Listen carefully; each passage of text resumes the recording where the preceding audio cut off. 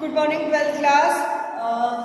अपना एक chapter complete हुआ है। शुरू करते हैं आज दूसरा चैप्टर जिसका नाम है कविता के बहाने। कविता के बहाने के रचयिता हैं आदरणीय कुंवर नारायण जी। ठीक है, अब यहाँ पर सीधे सरल शब्दों में कविता का महत्व बताया गया है। ठीक है, आप आसानी से कविता के महत्व को समझ भी जाओ और ऐसा महत्व जो साधारण नहीं है, असाधारण है, जिसका विकल्प और कुछ हो ही नहीं सकता।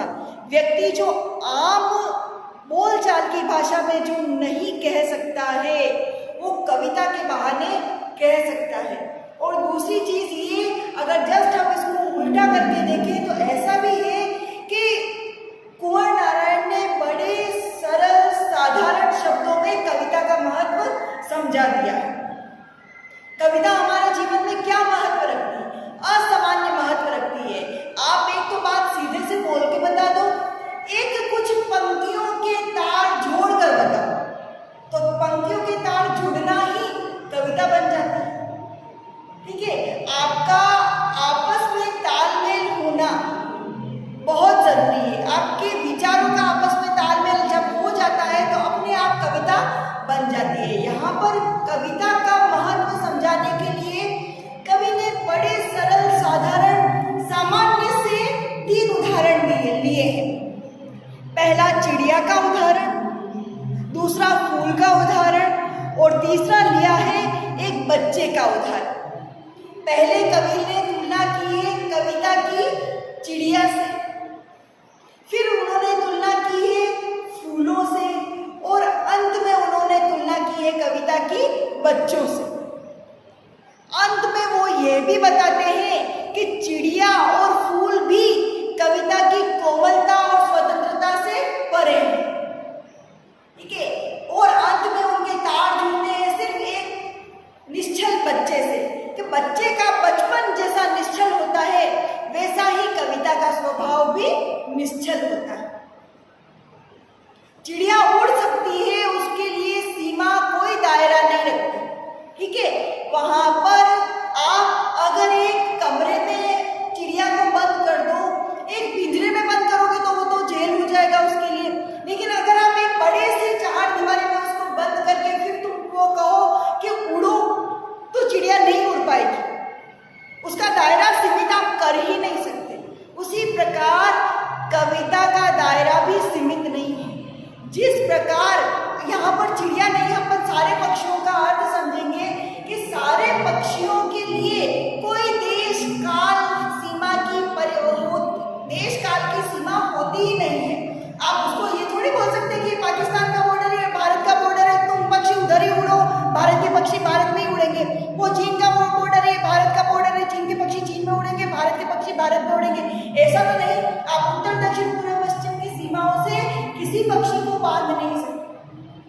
यहाँ पर उदाहरण कवि ने सिर्फ चिड़िया का लिया है, बस यही समझाने के लिए लिया है कि चिड़िया का दायरा तो सीमित है ही नहीं, उसी प्रकार कविता का दायरा भी सीमित नहीं है।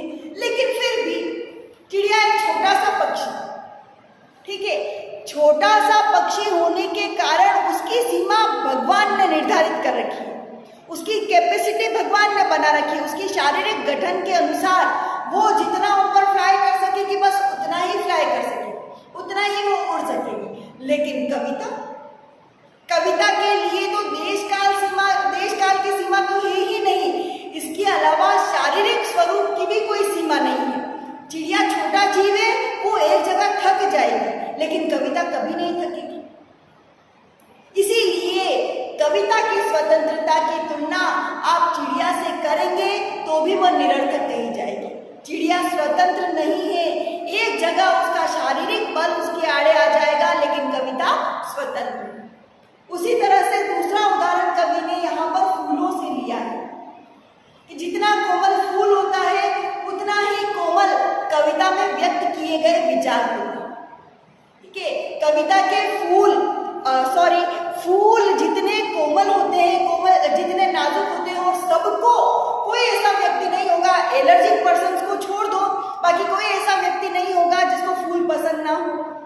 उसी तरह से कविता भी हर किसी को पसंद आती है।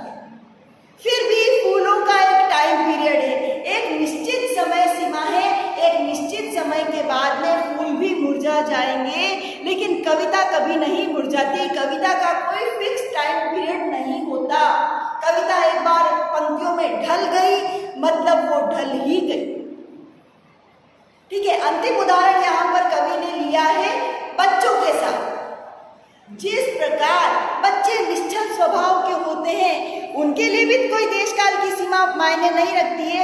देश शब्द बच्चों के लिए थोड़ा सा बड़ा हो जाएगा तो अपन ये समझ सकते हैं कि जिस प्रकार बच्चे बचपन में खेल खेलते हैं, आजकल तो इंडोर गेम्स का जमाना है, लेकिन जब हमारे जमाने की बात हम करें तो बच्चे घर घर जाकर खेलते थे। उनके लिए कोई ये नहीं था कि तेरा घर या मेरा घर, सभी फ्रेंड्स के घर उनके लिए बहुत बड़ा घर था। ठीक है, यहाँ पर उनको ऐसा नहीं लगता कि मैं किसी और के घर आया हूँ या किसी और के घर जाकर मैं नहीं खेलूं, मेरे घर का मेन फाटक यही है, मुझे इसके आगे नहीं जाना है। बच्चा ऐसा नहीं समझता, बच्चा जहाँ जाए वहाँ जाकर खेल सकता है। ठीक है, उनके लिए कोई व्यक्ति पराया नहीं होता, कोई घर पराया नहीं होता, उनके लिए कोई सीमा तय नहीं होती। वो निश्चल स्वभाव वाले होते हैं, सबको अपना समझते हैं। यही अपनत्व की बात होती है कविता में। इसीलिए कवि ने कविता का उदाहरण बच्चों के बचपन के साथ सटीक ठहराया। वो क्या कह रहे हैं कि जिस प्रकार बच्चा निश्चल स्वभाव वाला होता है, उसी प्रकार कविता भी निश्चल स्वभाव वाली होती है। देखो कविता की लाइनें देखो आप। कविता एक उड़ान है चिड़िया के बहाने, कविता की उड़ान भला चिड़िया क्या जाने। बाहर भीतर इस घर उस घर, कविता के पंख लगा उड़ने के माने, चिड़िया क्या जाने। कवि ने भी यही कहा है। क्या कह रहे हैं वो कि कविता के उड़ान की तुलना हम चिड़िया की उड़ान के साथ कर सकते हैं, लेकिन चिड़िया का एक दायरा है, चिड़िया के उड़ने की एक सीमा है, उसके आगे उसका शारीरिक बल साथ नहीं देगा, वो नहीं उड़ पाएगी। इसीलिए कविता की उड़ान की तुलना आप चिड़िया से नहीं कर सकते। चिड़िया कविता की उड़ान का महत्व नहीं समझ सकती। चिड़िया फिर भी एक सीमा में बंधी हुई है, कविता स्वतंत्र है, कविता के लिए कोई सीमा नहीं है। ठीक है, जिस प्रकार चिड़िया एक घर से दूसरे घर उड़ सकती है, दूसरे घर से तीसरे घर जा सकती है बस, लेकिन कविता पूरे दुनिया में एक कवि की कविता विश्वविख्यात हो सकती है। बहुत ही साधारण शब्दों का मैंने प्रयोग किया। तो होता है ना, अगर आप में भी कोई ऐसा दुर्लभ गुण है जहाँ आप कवि हो, आपका अंतर्मन कहीं ना कहीं 4 पंक्तियां लिख सकता है, हो सकता है वो कविताएं विश्वविख्यात हो जाए। तो इसीलिए कविता को स्वतंत्र माना गया है।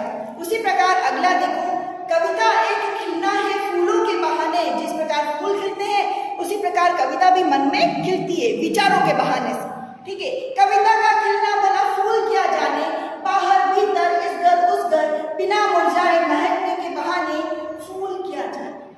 यहाँ पर कवि ने क्या कहा है कि फूल मुरझा जाएंगे, इस घर में भी खिले, उस घर में भी खिले, बहुत सारे घरों में खिले, लेकिन खिलेंगे कितनी देर तक, 12 घंटे तक, 24 घंटे तक, उसके बाद वो मुरझा जाएंगे।